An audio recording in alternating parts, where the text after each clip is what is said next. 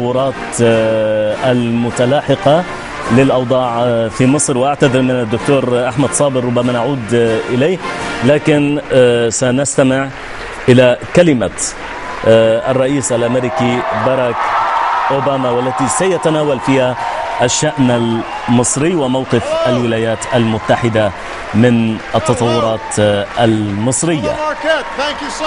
شكرا جزيلا لكم جميعا. الشكر لكم جميعا. شكرا. شكرا جزيلا. الرجاء اجلسوا في مقاعدكم. إنه من الرائع أن نكون هنا في الأبر بننسلا ومع كل هذا الحشد. كم منكم من أنصار السباحة في هذا؟ أنا أرى الكثير من أنصاركم هنا، ويسعدنا أن نكون معكم وأن أكون بين طلبة جامعة نورث ميشيغان. وأود أن أشير وأرحب ببعض الضيوف. أولا من هو ليس فقط يخدم الخدمة العامة ويعمل من دون كلل أو ملل، السناتور كارل ليفن، وهو موجود معنا.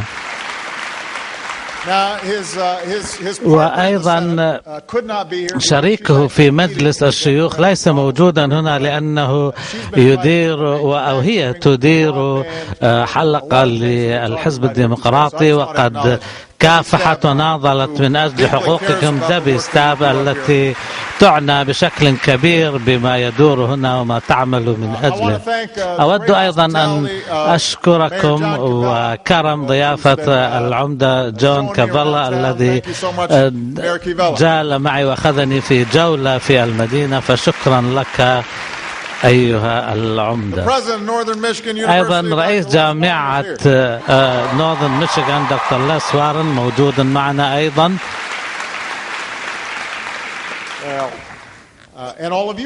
وكلكم هنا أيضا، وأنتم لكم مكانة خاصة لدي تماما.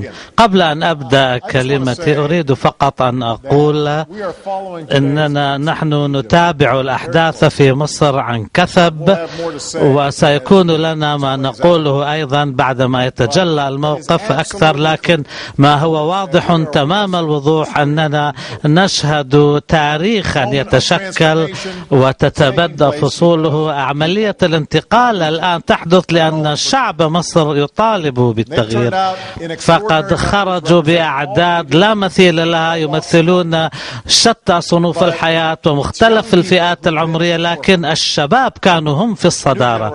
جيل جديد، جيلكم أنتم الذين يريدون لأصواتهم أن تسمع. إذا ما أردنا أن نتقدم قدما إلى الأمام، نريد من كل المصريين أن يفهموا أن أمريكا ستفعل كل ما بوسعها لدعم عملية انتقال طبيعية وحقيقية للديمقراطية في مصر. ونحن نراقب الوضع، نرى أننا نعيش في عالم مترابط. ما يحدث في شتى بقاع العالم له تأثيره على كل فرد وواحد منا. لهذا السبب جئت إلى ماركات هنا ليس فقط لأنها مكان جميل وشعبها طيب وكريم، وهذا صحيح، ولكنني جئت إلى هنا لأننا في القرن 21. ليست فقط المدن الكبيرة التي يحدث فيها التغيير، حتى المدن الصغيرة هنا، حيث فرص العمل المستقبل وشركات المستقبل تتجذر، حيث يستطيع الشباب الأمريكي الموهوب أن يرسم مستقبله ومستقبل الحياة الاقتصادية للبلد. يتشكل على المدى القصير أفضل ما يمكن أن نقوم به هو تسريع عملية النمو الاقتصادي ليتوفر للعائلات والشركات المزيد من المال لتتصرف. لهذا السبب تحديدا نحن مررنا قوانين الإعفاءات الضريبية والتقديسات الضريبية في الصيف، لأن الجمهوريين والديمقراطيين فلذلك مرتبات الأمريكيين ستزداد حجما والشركات ستكبر وستضيف المزيد من العاملين له، لكن أمامنا المزيد لنحققه. فأن مقياسنا للنجاح يجب أن يكون هل أن كل أمريكي يريد فرصة عمل. إذن مشاهدينا، لم يعلق الرئيس الأمريكي كثيرا على